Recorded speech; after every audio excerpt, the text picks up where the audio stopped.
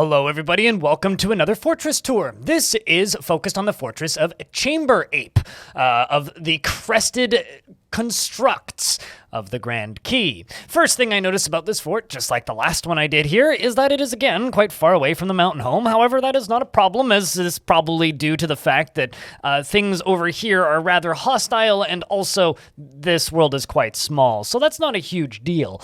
If we dive into this fortress, they specifically asked for feedback and ideas on things that they could do. So the person who created this fortress, for reference, goes by Cerre, or Cerre on Discord. If you would like to submit a fortress for me to take a look at, you can do that via my Discord. Links, of course, in the description. So there is this beautiful volcano sitting here that they've stated they would like to do something with. So my immediate advice for you is, if you would like to build something with this volcano and move this lava somewhere, either go up top and build a little construction to then use to flow the lava over, either with a floodgate or a raising drawbridge, or alternatively go beneath the ground and connect to the side of it by simply digging up along this way and then channeling on a diagonal into the volcano. Just make sure that you build a little doorway and set it up kind of like a little flood zone, essentially. So put a door right here and channel this direction in, with a door here as well, and then a door here as well. So the dwarf will then book it away and not get drowned. But for the fortress itself, we're gonna go take a real quick look-see. Now, they've mentioned that they've discovered that meals are very valuable, which is true. So they've been buying out entire caravans. As we move up through the fortress itself real quick, we can see that, well, we've got a very large farming section here and a stockpile full of clothing. Or not clothing, foodstuffs related to this stockpile, full of barrels indeed. Probably, as they said earlier, the main fortress is trade good. We also have a just kind of a generic everything stockpile and a couple other rather disorganized, admittedly, workshops around here. Because you do have this beautiful lava right around the corner, I would recommend trying to get some magma forges set up. It's not that difficult. Simply channel down one tile and let the lava flow into that tile beneath the lava forge, and then build on top of it. Just note that you can't have the magma tile directly in the center of the lava forge. If we move up ever so slightly, we can see our bedroom layers. These are quite nice, in fact, very spacious, very well organized, and definitely well appointed. I'm sure the dwarves are enjoying these beautiful little rooms. I also like these little offices that are attached here. One is attached to the manager, and then one is unassigned. I think that this is a cute little way of doing offices, actually. I'm quite a fan of it. As we move up, we can see some stuff that hasn't been constructed yet, although it has been designated. We can move down and we can take a look at our tavern, which is the Inky Cube. Now, the Inky Cube seems to be a nice little tavern. It could use a tavern keeper. If you would like to increase the number of goblets, you can of course do that via here. And it does include 5 instruments, which is very well appointed. As we move down, we can see a couple of different rooms that I think are worth pointing out. The first one here is the Tragedy of Nails, or as I like to call them, the 9-inch nails. A lovely little sculpture garden, which is also appointed as a temple. Over here, we have this room, which is the Sanctuary of Armories, which is our hospital. And I would like to point out, in order for a hospital to function, it does need a chief medical dwarf assigned. And then a few tasks are gonna pop up down here at the bottom. Here, I can just do this real quick and show you.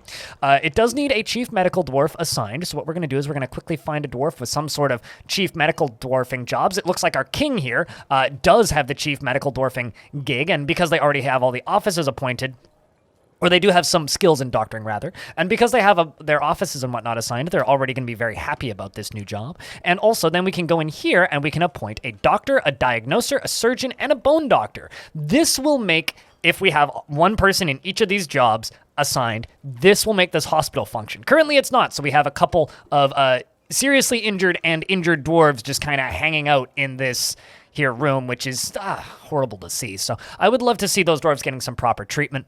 As we move down, they talk about how they flooded some areas to farm. And frankly, I think that this is a pretty efficient method.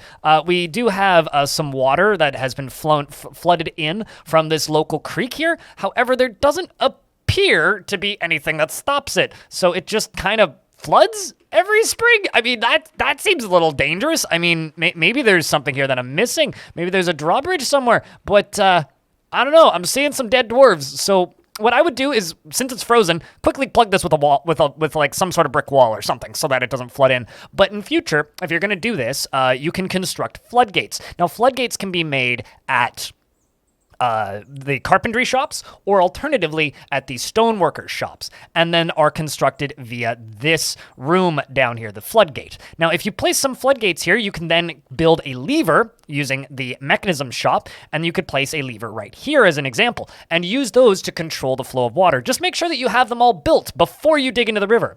Lastly, I'm noticing some very unfortunate skeletons here. If you were to go from the top, you could dig right up to the edge of the river and then channel down using the downward channel tool to bring the water flow into the fortress itself. A much safer way to distribute water, and you're less likely to just suddenly surprise drown your dwarves. I'm just saying.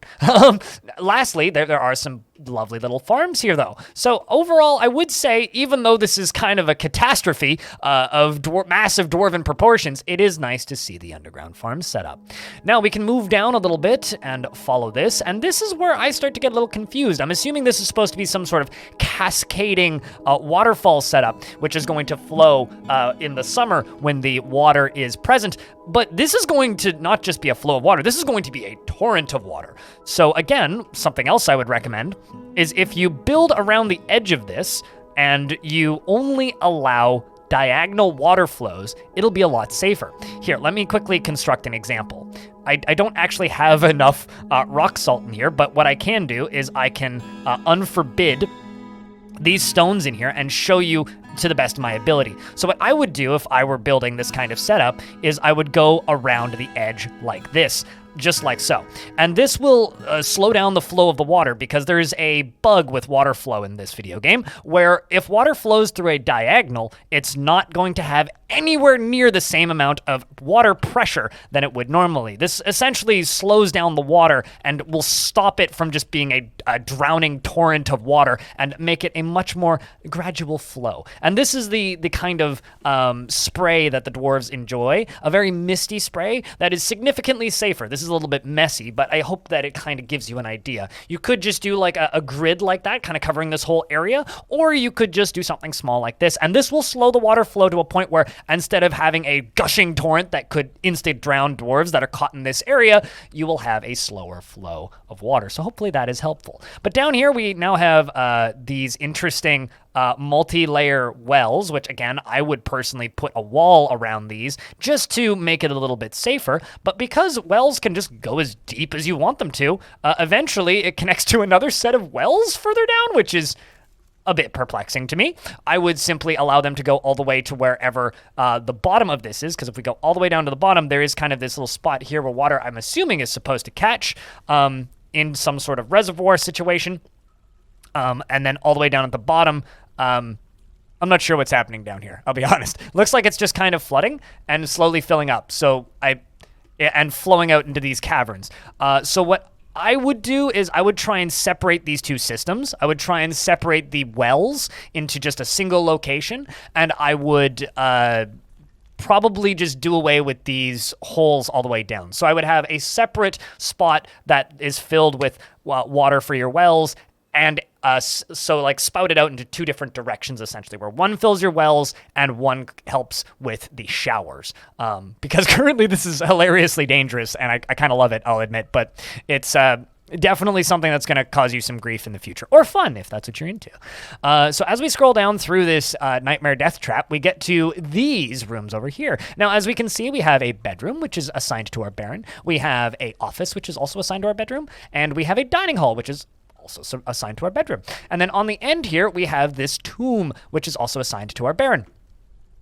Nice accoutrements. I'm sure the Baron greatly appreciates it. One layer down, we of course have a dining hall, office area, which is assigned to our king and queen. Our king gets this room up here, and same with the queen for tombs. And then we have this. So noted tombs, even though there are two coffins in here, are only assigned to one dwarf, right? So you'd have to make a second tomb for your queen, because currently you only have one for your king.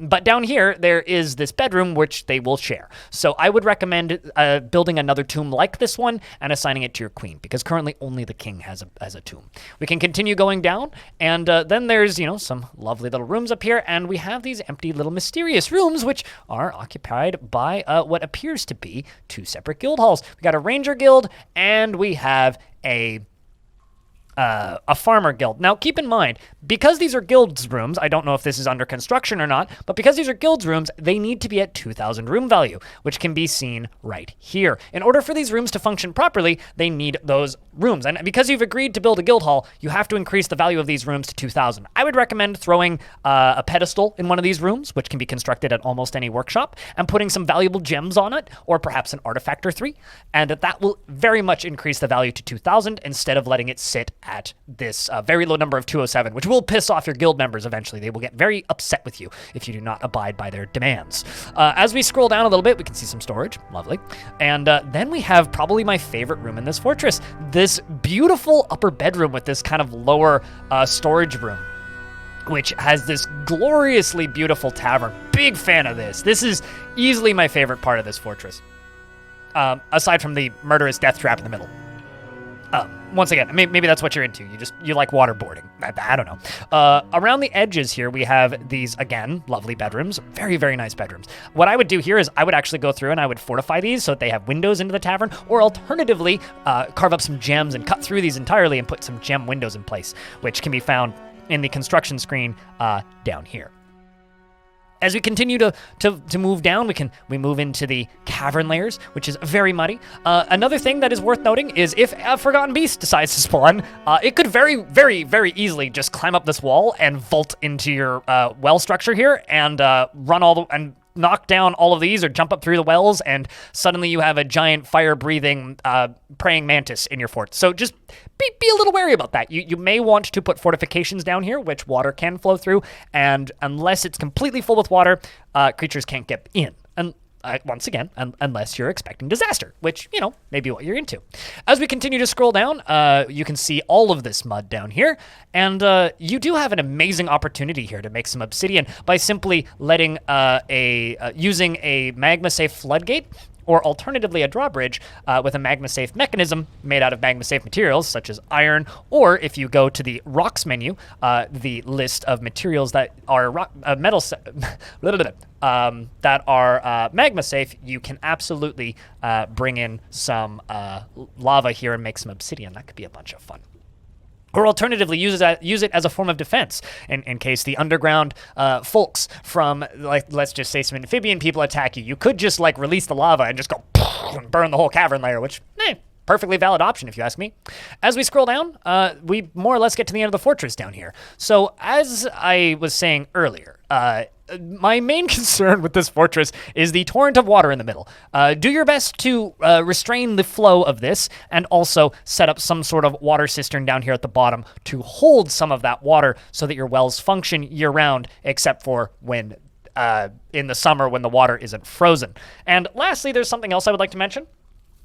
If we open up the notables screen again, I see that you have a captain of the guard assigned. I would recommend making sure that your captain of the guard gets a dining room and a study and a weapon rack and an armor stand, because currently they don't have any of those things. And the issue with the dwarves having none of those things is, well, let's just say this dwarf's not going to function. They're not going to be able to do their jobs at all without these assigned. At the very least, minimum quality.